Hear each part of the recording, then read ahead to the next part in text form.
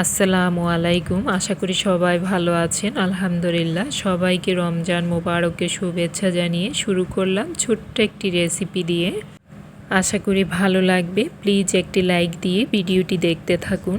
আজকে আমি রেসিপিতে রেখেছি মটরশুঁটি দিয়ে চিকেন রান্না।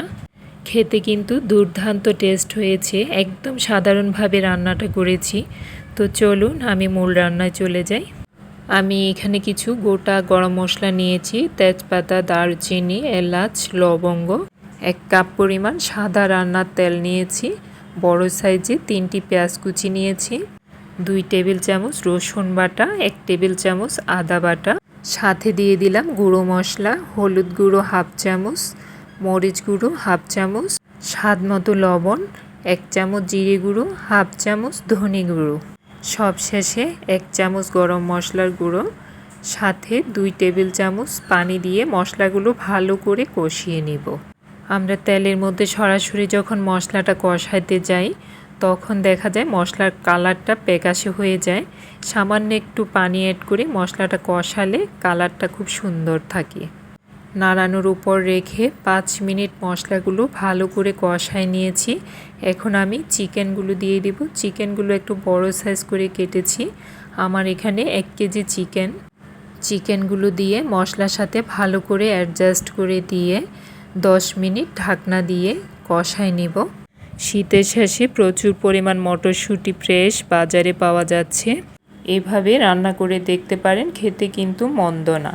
10 মিনিট পর ঢাকনাটা উঠিয়ে নিলাম। দেখুন চিকেনের মধ্যে কোনো পানি দিই নাই। চিকেনের থেকে যে পানিটা বের হয়েছে ওই পানিতেই কষানো হয়ে যাচ্ছে। এখন আমি মটরশুঁটিগুলো দিয়ে চিকেনের সাথে সেট আপ করে দিয়ে আবার 5 মিনিটের জন্য ঢাকনা দিয়ে দিলাম। আমি মটরশুঁটিগুলো বয়েল করিনি, সরাসরি চিকেনের সাথে দিয়ে দিলাম। 5 মিনিট পর ঢাকনাটা উঠিয়ে নিলাম। দেখুন চিকেনের থেকে পানি বের হয়ে এসে ওই পানিতে মটরশুঁটি ইভেন চিকেন দুটোই পারফেক্টভাবে কষানো হয়ে গেছে। এখানে আমি 1 কাপ পরিমাণ টক দধি ফেটিয়ে রেখেছি। এই টক দধিগুলো দিয়ে দিব। টক দধিগুলো চিকেনের সাথে সেট আপ করে দিয়ে আবার ঢাকনা দিয়ে 4 থেকে 5 মিনিট রান্না করে নিয়েছি। এইভাবে মটরশুঁটি ইভেন টক দধি দিয়ে চিকেনটা রান্না করলে খেতে কিন্তু একদম কোরমার মতোই মনে হবে। দেখুন মশলার থেকে তেলটা উপরের দিকে উঠে এসেছে। কষানোটা পারফেক্টভাবে হয়েছে।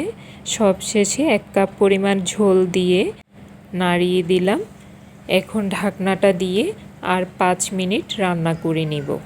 5 মিনিট পর ঢাকনা উঠিয়ে এখন কিছু কিউব করে কেটে কাঁচামরিচ দিয়ে দিলাম। উপর থেকে একটু ধনেপাতা দিয়ে রান্নাটা শেষ করলাম।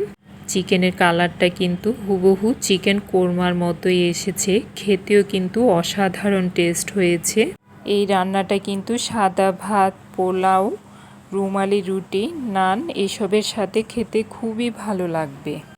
এই রমজানের সেহরিতে রাখতে পারেন। একদম কম মশলায় দারুণ একটা রেসিপিটি ভালো লাগলে আমাকে সাপোর্ট করে পাশে থাকার অনুরোধ রইল। আর যারা সাপোর্ট করে পাশে আছেন তাদেরকে অসংখ্য ধন্যবাদ। আমার চ্যানেলে নতুন যে বন্ধুরা এসেছেন প্লিজ আমাকে পোস্টে নক দিয়ে যাবেন। আপনার হাতের তৈরি প্রতিটি খাবার আপনার পরিবার ইভেন বাচ্চাদের জন্য স্বাস্থ্যকর ইভেন হেলদি। আবারও সবাইকে মাহে রমজানের শুভেচ্ছা জানিয়ে এখানেই শেষ করলাম। সবার সুস্বাস্থ্য কামনা করে ভালো থাকবেন। আল্লাহ হাফেজ।